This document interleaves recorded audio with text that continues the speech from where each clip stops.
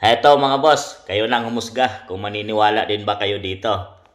Martin Romualdez, pinakamagaling na speaker sa kasaysayan ayon kay Representative Gerbel Luistro.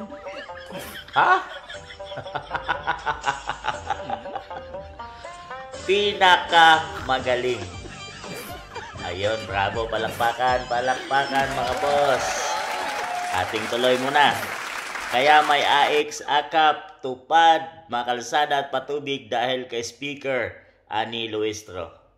Inimbahagi ni Batangas Representative Gerbel Jinky Luistro ang kanyang matinding paghanga kay dating House Speaker Martin Romualdez na anyay isa sa pinakamagaling na speaker sa kasaysayan ng Kongreso. Ayon kay Luistro, malaking tulong si Romualdez pagpapatupad ng mga programang AX, tupad, akap na nagbigay ayuda at pangkabuhayan sa mga Pilipino. Dagdag pa niya, pinakita ni Romualdez ang malasakit at epektibong pamumuno sa proyekto para sa kapakanan ng mga mamayan. Ang galing! Ang galing!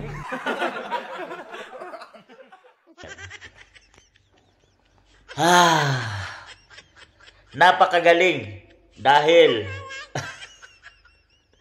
pinakamakasaysayan din si Speaker Martin Romualdez na kahit na siguro sa mga sunod na henerasyon ay hindi na mabubura ang pangalang Speaker Martin Romualdez. Talagang nakaukit na ito sa kasaysayan mga boss dahil sa panahon ngayon ni Speaker Martin Romualdez ay halos maubos ang pondo ng Pilipinas, ang pera ng Pilipinas mga boss. Sa kasaysayan din ni Martin Romualdez, naging korap ang mga kongreso, mga boss no. Marami sa mga congressman ay natuwa. Busog ang mga bulsa mga boss sa kanilang mga distrito. Flood control projects, malalaking proyekto, million and billions ang nawala. Mga buwis ng taong bayan, di natin alam kung saan na napunta.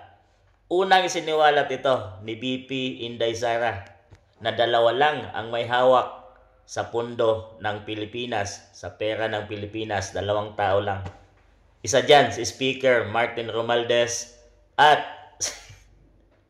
itong si Ko mga boss no. 2 lang sila. So, hahanga ka talaga kay Martin Romualdez pag nabahagian ka ng malaking ayuda, malaking pera para sa tupad, para sa akap sa iyong lugar. Siyempre, sino bang di matutuwa at bibilib kay Martin Romualdez na ang bilis mamudmod ng pera? Pag tao ka, pag kakampi ka ni Martin Romualdez, ay busog ang iyong bulsa. Punong-puno. Sigurado.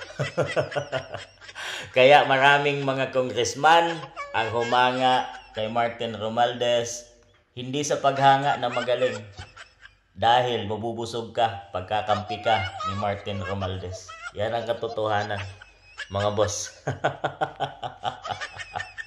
Totoo ka, Luistro.